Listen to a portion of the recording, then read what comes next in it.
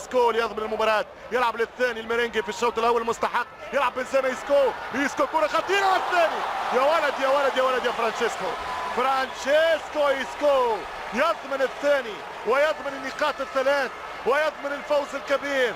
وقلت لك عند الهدف الاول هو مجرد حساب يفتح، حساب بنكي، عفوا حساب كروي هنا في استاد الختافي.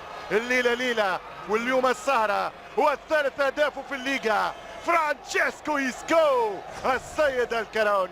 هذه الكره هو اللي بداها حلوه برشا. لعب دوس اولى مع بيل، ثم يلعب واحده اخرى مع بنزيما، ومن بعد المهاره ما يعطيش لكريستيانو يؤمنها بنفسه ويسجل الثاني باستحقاق.